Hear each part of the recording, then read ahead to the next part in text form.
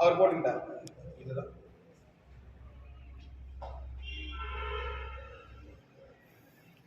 இவங்க 3ஆம் தேதி தான் ட்ரஸ்ட் போர்டு கூட்டினதாகவும் 3ஆம் தேதி தான் தலைவராகவே இவர் பதவி ஏற்றுக்கிட்டதாகவும் சொன்னதை இதில் போட்டிருக்கு. 3ஆம் தேதி தான் அவங்களுக்கு ட்ரஸ்ட்டுக்கு உண்டான ட்ரஸ்டிஷிப் உண்டான ஆர்டரே வழங்கப்பட்டுச்சு.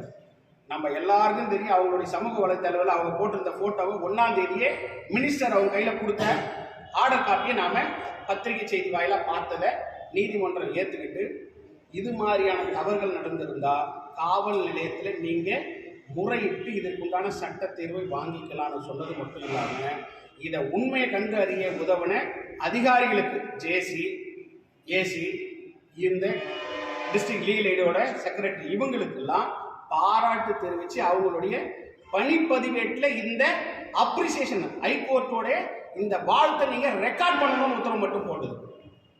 அது மட்டும் இல்லாமல் 25,000 ரூபா கமிஷனர் HRNC இந்த வழக்குக்காக டெபாசிட் பண்ணணும், அதில் 10,000 லீகல் எய்டுக்கு கொடுக்கணும். அது மட்டும் இல்லாமல் இந்த மாதிரியான வேலையை இனி ஒரு நிமிஷம் கூட ஜீவானந்தம் தொடரக்கூடாது.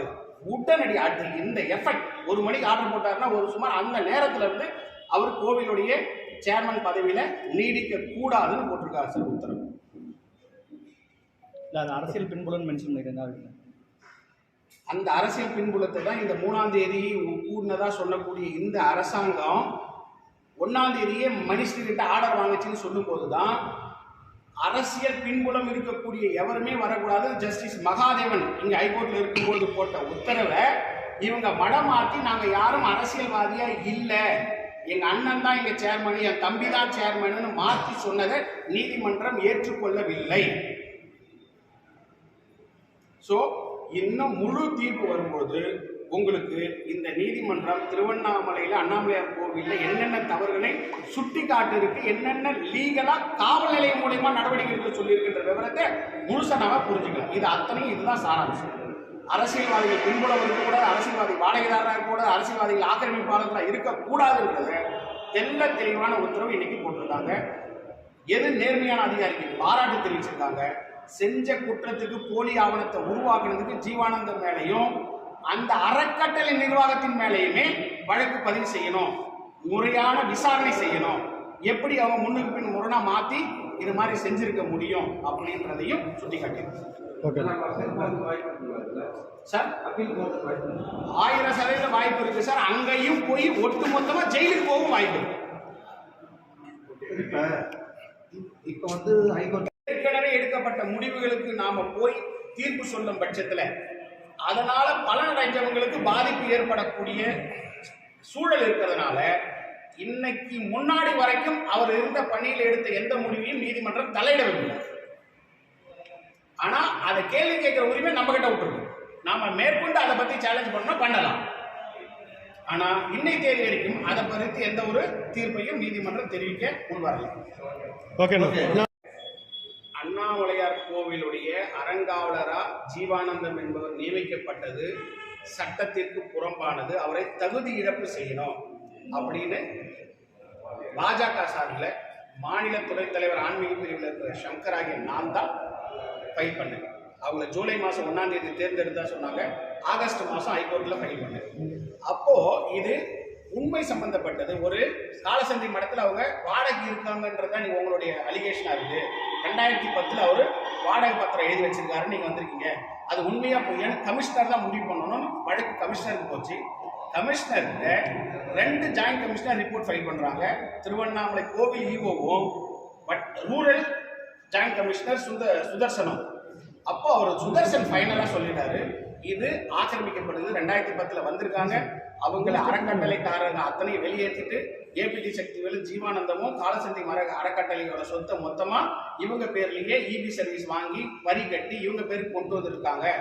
அது மட்டும் இல்லாம புகழேந்தின்ற ஒரு வழக்கறிஞர், அரசு வழக்கறிஞருக்கு வாகனம் நிறுத்த இடமும் ஏபிடி சக்திவேலுக்கு வாகனம் நிறுத்துற இடமும் பக்கத்துல ஒரு இருசக்கர வாகனத்துக்கு அடங்கி வாடகை விட்டு அந்த வாடகை எடுத்து சாப்பிட்டுக்கிறாங்கன்னு அவர் தெளிவா ரிப்போர்ட் பண்ணிட்டார். ஆனா கமிஷனர் சேகர்பாபு போன் பண்ணிட்டாருன்றதுனாலேயே இது முன்னுக்கு பின் முரணாகுது, என்னால முடிவெடுக்க முடியலன்ற அடிப்படையில என்னுடைய கோரிக்கையை கமிஷனர் நிராகரிச்சார். தகுதி இழப்பு செய்ய மறுத்ததுனால அதன் அடிப்படையில திருப்பி நான் இப்போ இருக்கக்கூடிய WP 3250 3/2024 இந்த வழக்கை திருப்பியும் அதே நீதிமன்றத்தில், சென்னை உயர்நீதிமன்றத்தில் தாக்கல் செய்யும்போது தான் அவங்க இந்த வழக்கை எடுத்துக்கிட்டு இன்னைக்கு தேதியில் ஜீவானந்தம் இருக்காரான்னு அன்னைக்கு ஒரு கேள்வி வந்துச்சு. நான் அதில் 100% உண்மையாக சொல்கிறேன், இல்லாட்டி எனக்கு லட்சக்கணக்கில் ஃபைன் போடுவேன்னு ஜட்ஜி சொன்னாங்க. இன்னைக்கு தேதியில் நீங்கள் ஆள் அனுப்புங்க, அங்கே இல்லைன்னா என்னை கேளுங்கன்னு சொல்லும்போது தான் சட்ட உதவி மையத்தினுடைய செயலாளராக இருக்கக்கூடிய நீதியரசரை டிஸ்ட்ரிக்ட் ஜட்ஜில் கேடரில் அவர் உடனே அனுப்பிச்சாங்க. அவங்களும் 2-3 மணிக்கு போட்ட உத்தரவுக்கு 6 மணிக்கெல்லாம் வந்து இடத்த பார்த்துட்டாங்க. அப்போ ஏசி கைட்டிட்டு இருக்காங்கன்றதை கண்டுபிடிச்சிட்டு கோவில் அதிகாரி முன்னாடியில் கூப்பிட்டு வந்து எந்தெந்த இடத்துல யார் யார் ஆக்கிரமிச்சிருக்காங்கன்னு, ஜீவானந்தம் மேலே உல்லாச மாளிகை கட்டியிருக்காரு, 2 ஏசியில் பெட்ரூம் போட்டிருக்காரு, கீழே கார் பார்க்கிங் வச்சிருக்காரு, ஆஃபீஸு வடக்கு பக்கமாக ஆஃபீஸ் வச்சிருக்காரு, இந்த பக்கம் தெற்கு பக்கமாக 2 வீலர் கடையை வாடகை விட்டுருக்காரு, அவர் பேரில் இபி சர்வீஸ் ஃபைல் பண்ணி வச்சிருக்காரு. இபி சர்வீஸை இப்போ கோர்ட்டு கேஸ் வந்த உடனே ட்ரஸ்ட் பேரில் மாற்றிருக்காரு. எல்லாத்த விட முக்கியமாக அந்த இடமே வாடகைக்கு அவங்க கிட்ட வேலை செய்கிற ஒரு வேலைக்காரங்கிட்ட அக்ரிமெண்ட்டை இந்த ட்ரஸ்ட்டுக்காரங்க போட்ட மாதிரி கொண்டு வந்து வச்சுட்டாங்க. இதுதான் முக்கியமானது. இந்த போலியா உருவாக்கப்பட்ட வாடகை பத்திரம், அவங்களுக்கு கொடுக்கப்பட்டதா சொல்லக்கூடிய வாடகை ரசீதி, இதையெல்லாம் நீதிமன்றத்தில் நீங்க சமர்ப்பிச்சதை எல்லாத்தையுமே போலீஸ் ஸ்டேஷன்ல கொடுங்க. இதுல பொய் இருந்துருச்சுன்னா அவங்க மேல சட்ட ரீதியா நடவடிக்கை எடுக்கணும்னு இன்னைக்கு உத்தரவு போட்டிருக்காங்க. கணேசன் அவர்களுடைய வாடகை பத்திர பேர்ல. அது மட்டும் இல்ல, அவங்க போட்டு தீர்மான காப்பி இது கோர்ட்ல அவங்க தாக்கல் பண்ண தீர்மானத்துல 3ஆம் தேதி தான் தலைவரே தேர்ந்தெடுத்துக்கிற மாதிரி அவங்க போட்டிருக்காங்க. தலைவரே 3ஆம் தேதி தான் தேர்ந்தெடுத்தேன் அப்படின்ற மாதிரி அவங்க போட்டிருக்காங்க. அந்த ஆதாரம் எந்த குற்றச்சாட்டின் அடிப்படையில் ஆதாரம் ஒன்றும் சொல்லுங்க, நான் சொல்றேன்.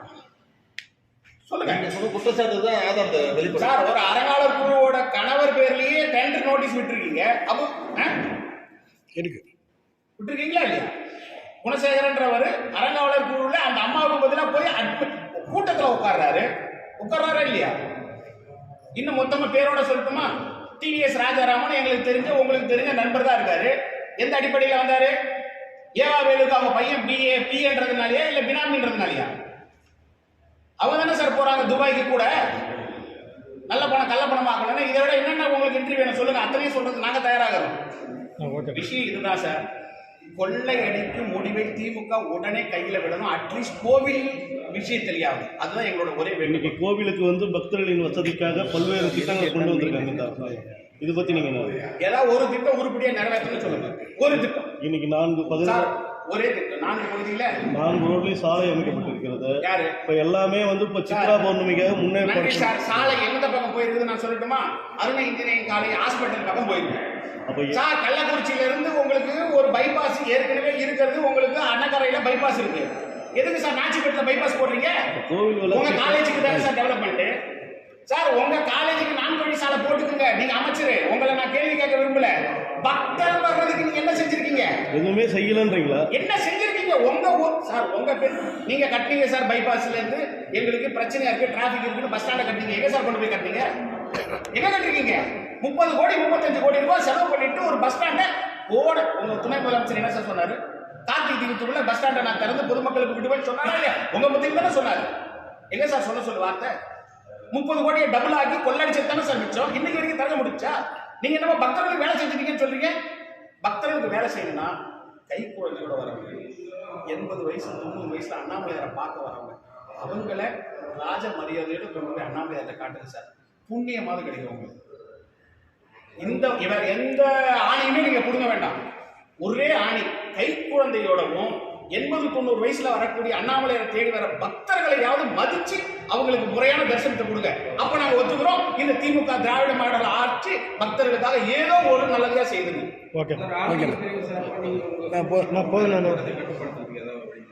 சார், நாங்க கேட்டிருக்கோம் பலமுறை, அதை நினைவு பண்ணிருக்கோம்.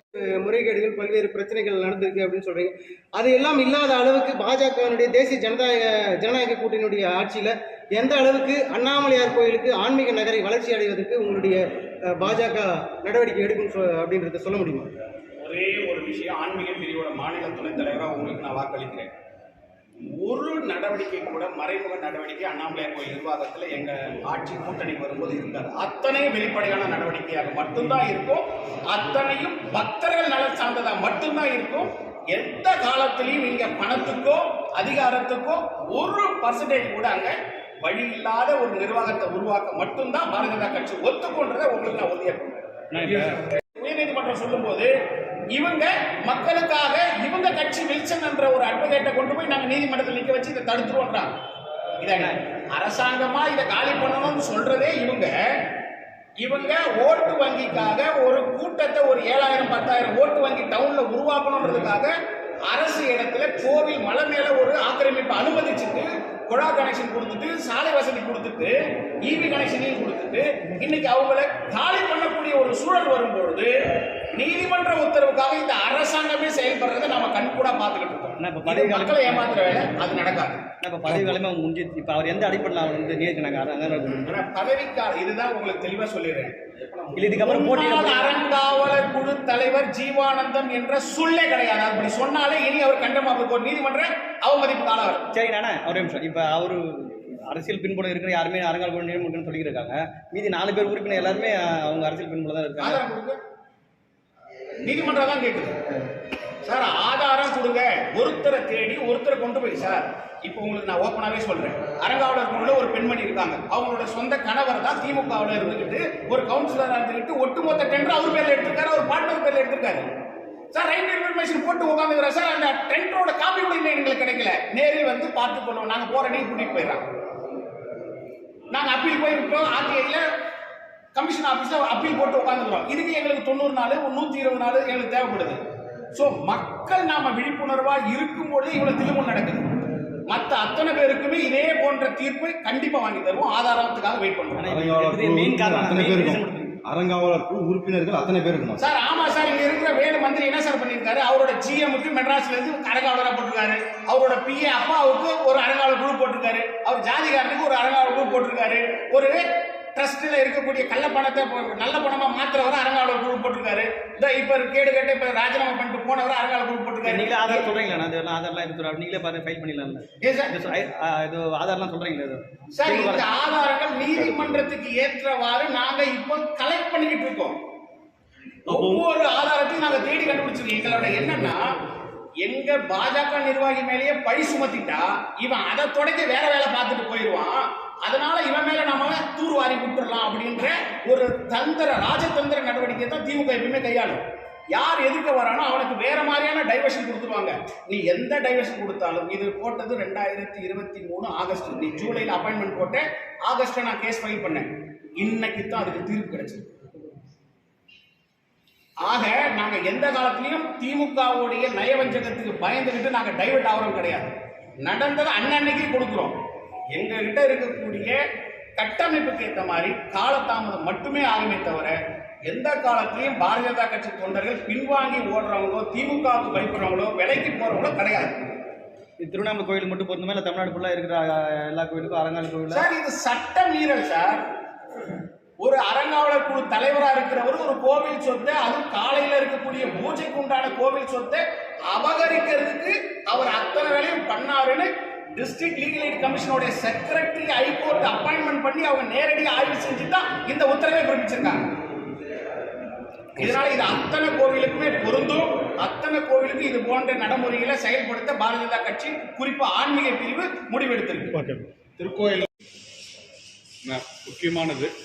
ஆட்சியில எப்பேற்பட்டவர்கள் எல்லாம் அண்ணாமலையார், அதாவது ஒட்டுமொத்த இந்து சமய அறநிலைத்துறையில அறங்காவலரை நியமித்து வச்சு கோவில் சொத்தை கொள்ளடிக்கிறாங்க.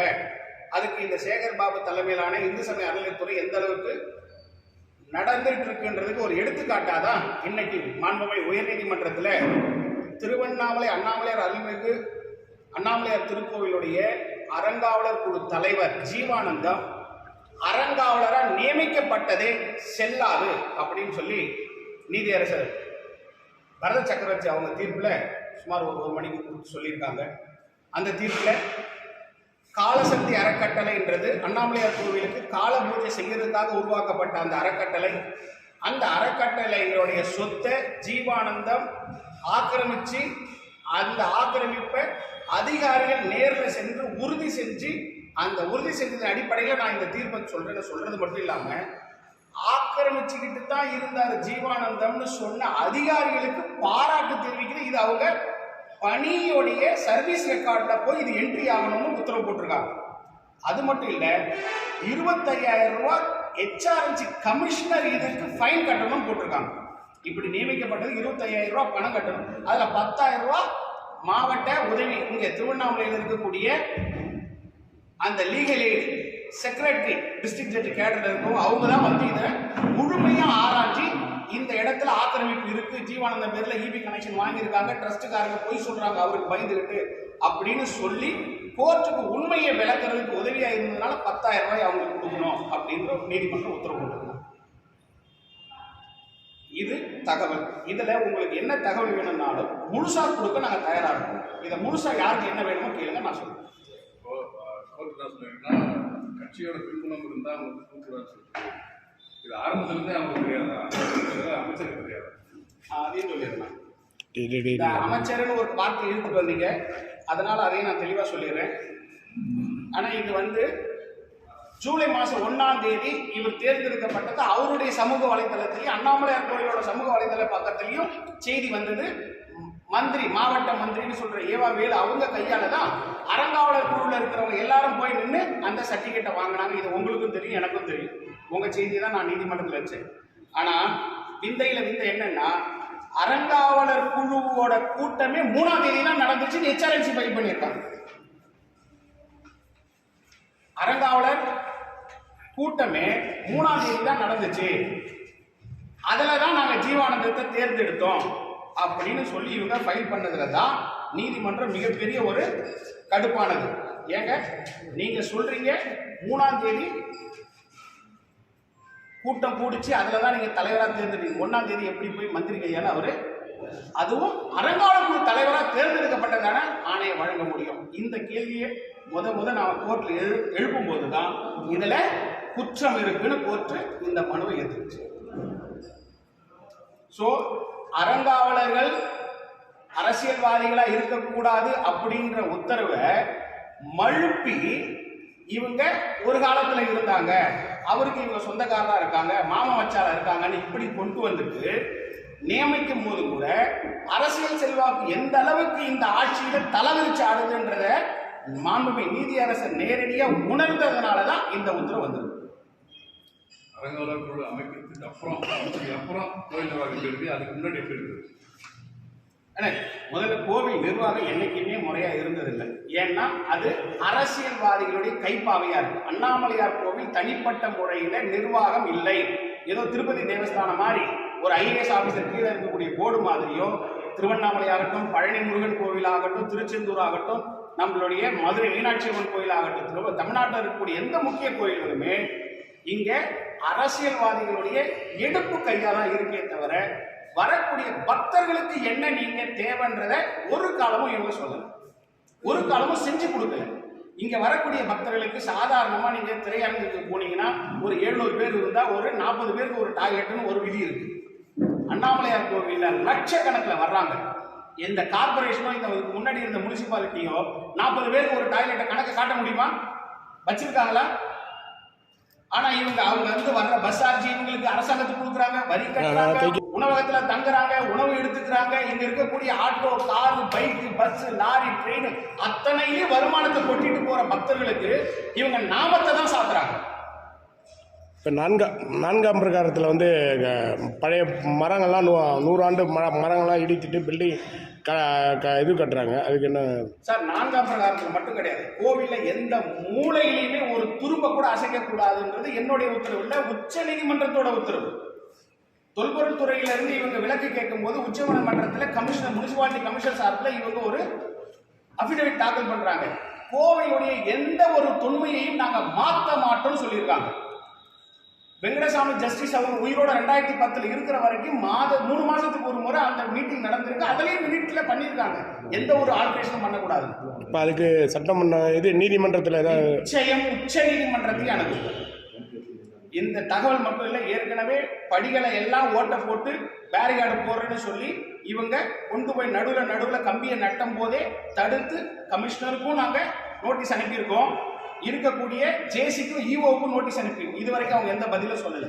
அதுக்கு உண்டான பதில் வரலன்ற பட்சத்தில் கண்டம்டு உச்ச நீதிமன்றத்தில் தாக்கல் செய்யப்படும். இந்த வழக்குடைய தீர்ப்போட சேர்த்து கொண்டு போய் தாக்கல் பண்ணும். எல்லாமே நம்ம கூட பொறுத்தவரைக்கும் அண்ணாமலை கோயில் மையப்படுத்தி தான் வெளியிலிருந்து வராங்க, கோயில் உண்டியல் வருது, எல்லாமே இது பேஸ் பண்ணி தான் இருக்கு. ஆனால் டெய்லி இல்லாமல் மாதம் இப்போ ஆந்திராவில் பார்த்தீங்கன்னா லட்சக்கணக்கில் வராங்க. அவங்க ஒட்டு மொத்தமாக திருவண்ணாமலை ஆக்கிரமிப்பு காரணம் என்ன? வரவங்களோட பேக்ரவுண்ட் எப்படி இருக்கு? இதெல்லாம் மாவட்ட நிர்வாகமோ மாவட்டம் செக் பண்ணி சார், இது ஒரு விஷயம். இதுக்குள்ளே போகணுன்னா ஒரு நாள் நீங்கள் பேட்டி எடுக்க வேண்டியது. இதை முதல்ல கண்காணிக்க வேண்டிய ஜாயிண்ட் கமிஷனர் மந்திரியோட கைப்பாக, மந்திரி கிடையாது, மந்திரியோட மகனுக்கு கைப்பாவை இந்த ஊரில். மந்திரியோட மகன் இரும்ப சொன்னா, தும்ப சொன்னா, தூங்க சொன்னா தான் இங்க இருக்கக்கூடிய அதிகாரிகள் தூங்குறாங்க, மாவட்ட ஆட்சியர் உட்பட. இங்க மந்திரிக்கு முக்கியத்துவம் இல்லை, மந்திரியோட மகன் தான் இங்க ஆண்டுகிட்டு இருக்கிறது. ஆட்களை போட்டாங்க, 120 பேருக்கு போட்டாங்க, 8 லட்சம் ரூபாய் வாங்கிக்கிட்டு போட்டாங்கன்னு அத்தனை பேருக்கும் தெரியும். அத்தனை பேரும் சொல்றாங்க நம்ம கிட்ட. ஆனா அதுக்குண்டான நிவாரணம் இது வரைக்கும் நம்ம தேடி பார்த்தும் கிடைக்க முடியல. ஏன்? இப்போ ஒரு பாலியல் ஒரு பெண் வந்து வழக்கு கொடுத்துருக்காங்க, அவங்களை கூப்பிட்டு மிரட்டி அவங்களை என்னமோ ஒரு தவறான பொண்ணா சித்திகரிக்கிறதுக்கு உண்டான வேலை செஞ்சுட்டு இருக்காங்க. இப்போ ஒரு தகவல் சொல்லிட்டு இருக்காங்க. சார், இங்க அபிஷேக முறைகள் எவ்வளவு முறைகள் நடக்குது? உள்ள வரக்கூடிய பக்தர்களுக்கு 50 ரூபாய் சிறப்பு கட்டணம் வாங்குறீங்க. அந்த 50 ரூபாயில 2 மிஷின் டோக்கன் இருக்குதுன்ற விவரமாவது நமக்கு தெரியுமா? நீங்க டோக்கனை வாங்கி பாருங்க. காலையில 9 மணிக்கு வாங்குற சீரியல் நம்பரும் ராத்திரி 12 மணிக்கு வாங்குற சீரியல் நம்பரும் முன்னுக்கு பின் முரணா எப்படி இருக்குன்னு பாருங்க. இங்க 110 காலையில ஆரம்பிச்சா 100 200 தானே போகணும். ஆனா அங்க 60 40 வரும். ஏன்னா அங்க இருக்கிற மெத்தடே அவங்களுக்கு டபுள். சார், எனக்கு கிடைச்ச தகவல் 25 லட்சம் மாசத்துக்கு ஒரு ஜாயிண்ட் கமிஷனர். அதே தொகை எங்க சேகர் பாபு அண்ணனுக்கு கொடுக்கணும்ன்ற நிர்பந்தம் இந்த கோவில்ல இருந்து ஓடிக்கிட்டு இருக்கு. யாரை போய் கேட்பீங்க? இந்த கோவிலுக்கு தானே எத்தனை காரு மந்திரி கிட்ட போய் உட்கார்ந்துகிட்டு இருக்கு. கோவில்ல போட்ட ஒரு காவலாளி இந்த ஊர் மந்திரி எம்எல்ஏவோட, அதாவது எம்எல்ஏ உணவு நெடுஞ்சாலைத்துறை பொதுப்பணித்துறை இருக்கிற அமைச்சரோட வீட்டுல பணியாளராக வேலை செய்யறான், கோவில்ல சம்பளம் வாங்கிக்கிட்டு. உங்களோட பேரோட சொல்லணும்னாலும் நாங்க தயாரா தான் இருக்கோம். சோ மந்திரி முதற்கொண்டு அரசாங்கம் முதற்கொண்டு அண்ணாமலையார் கோவில்ல சுரண்ட வேலையை பார்க்கிறாங்களே தவிர அண்ணாமலையார் பக்தர்களுக்கு ஒரு காலம் இல்லை. இங்க பாருங்க, உங்களுக்கு தெரியும், வடக்கு கோபுரத்துல பாத்ரூம் கட்டுறேன்னு சொல்லி போன அறங்காவலர் குழு தலைவராக இருக்கும்போது எல்லாத்துக்கும் இந்த ஸ்லோப் இன்டர்நேஷனல் ஒருத்தர் வந்து, சார் கொடுங்க, இடத்த கொடுங்க சார், நாங்களே கட்டி நாங்களே பராமரிச்சுக்கணும் ஒதுக்கிட்டு, நானும் கூட போய் கேட்டிருந்தேன். ஒதுக்கிட்டு இவங்க பணத்துல கட்டினாங்க. கட்டி எத்தனை வருஷம் ஆச்சு? இன்னைக்கு எதுக்கு அதை இடிக்கிறேன்? சார், இவங்களுக்கு கட்டுறதுக்கு பணம் போடணும், அதுல 50% கமிஷன் எடுத்துருவாங்க, அதை உடனே எடுத்துருவாங்க. டொனேஷனுக்கா இவங்க கோடியா கொடுக்குறாங்க. சார், ஒரு டொனேஷன் புக்காவது நீங்க வெளிப்படையா வைக்கிறீங்களா? ஹெச்ஆர்என்சிக்கு என்ன வேலை? மேற்பார்வை பார்க்கறது தானே. என்ன மேற்பார்வை பார்க்குற? தினம் என்ன செலவாகுதுன்னு அக்கௌண்ட்டை உனக்கு நோட்டீஸ் போர்டில் போடுறதுக்கு தைரியம் இருக்கா? கடந்த ஆண்டு என்ன செலவு பண்ணா, அதுல எந்த செலவுல எவ்வளவு மிச்சம் வந்தது, எவ்வளவு வருமானம் வந்தது, எவ்வளவு டொனேஷன் வந்தது, யாருக்கு என்ன செலவு பண்ணியிருக்கிறோம், ஒரு நாள் நோட்டீஸ் போர்டில் போட முடியுதா? ஆர்டிஐல கொடுத்துட்டு கேட்டுட்டு இருக்கோம். இன்னைக்கு வரைக்கும் நேரில் வந்து பெற்றுக்கொள்ளவும், நேரில் வந்து பார்த்துக் கொள்ளவும், ஜெராக்ஸ் போடுறதுக்கு உங்களுக்குலாம் வக்கில்ல. சார், இது கொள்ளையடிக்கிற கூடாரமா அண்ணாமலை கோயிலை மாத்துறாங்கன்ற கோபத்துல வந்த வெளிப்பாடு தான் இன்னைக்கு ஜீவானந்தம் அறங்காவலர் குழு தலைவர்ல இருந்து நீக்கப்பட்டது. இனி பாரதிய ஜனதா கட்சி சார்பில் மாசம் அண்ணாமலையார் கோவிலுக்கு இருக்கக்கூடிய முறைகேடுகளை நேரடி ஆன்மீக பிரிவு தலையிட்டு அவர்களுக்கு உண்டான சட்ட தீர்வையை வாங்கி கொடுப்பாங்க. அதுல எந்த மாற்றமும் கிடையாது. சார், இன்னைக்கு உங்களோட தாசில்தார் கூட 5 சார், தாசில்தார் இல்ல, பாரதிய ஜனதா கட்சி ஆபீஸ்ல இருக்கிறதுனால இந்த கேள்வி கேட்கறீங்க. இருந்தாலும் நாங்க சொல்லிடுறோம். சார், தாசில்தாரை மாத்துறது மாவட்ட ஆட்சியர் நீங்க நினைச்சுக்கிறீங்க. எனக்கு தெரியும் நேரடியா யார் மாத்துறாங்க. சார், இந்த மாவட்ட ஆட்சியர் வந்த அன்னைக்கே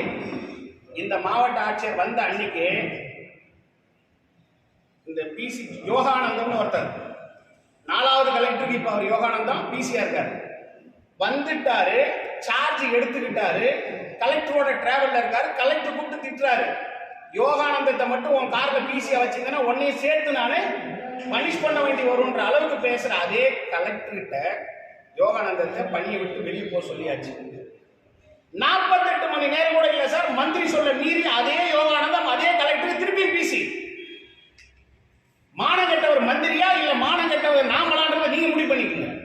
மந்திரிக்கு இங்க பவருக்கு தான், யோகானந்தத்துக்கு பவருக்கு தான் என்னன்னு தெரிஞ்சுங்க. அப்போ அந்த யோகானந்தத்துக்கு கட்டிங் கொடுக்காத 4 பேர் இல்ல 40 பேர் இருந்தாலும், ஒரே வட்டத்துல இருந்தாலும், மாவட்டத்துல இருந்தாலும், தாலுகாவில் இருந்தாலும் தூக்கி அடிக்கப்படுறாங்க. ஏன்னா மாசம் இவ்வளவு அமௌண்ட் தொகை கேட்டு வாங்கி அதை பங்கு பிரிக்கக்கூடிய வேலையில இந்த அரசு இயந்திரம் இயங்கிட்டு இருக்கு. அதனால இந்த இடத்துல இனி பாரதிய ஜனதா கட்சி இந்த புதிய தலைமையோட உத்வேகத்தோட அவங்க போட்டிருக்கக்கூடிய அத்தனை ஊழலுக்கும் பதிலடி கொடுக்கும். இது 16 கால மண்டபம் வந்து எப்பவுமே பூட்டி இருக்கு. வரவங்கெல்லாம் வந்து இப்போ வந்து முன்னாடி வாசப்படி பூட்டி இருக்குன்னு கேட்குறாங்க.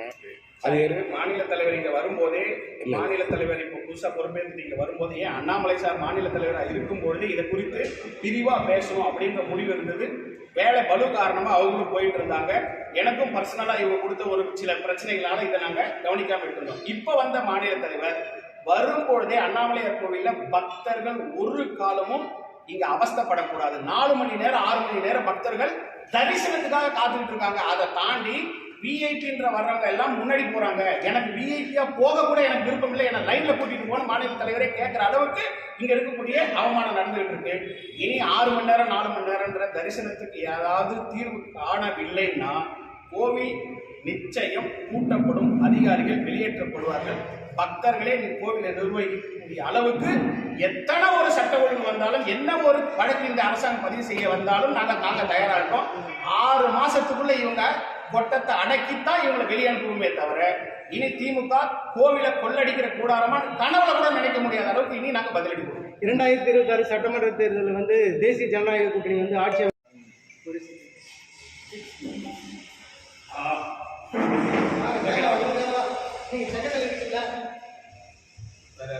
வாங்கண்ணா.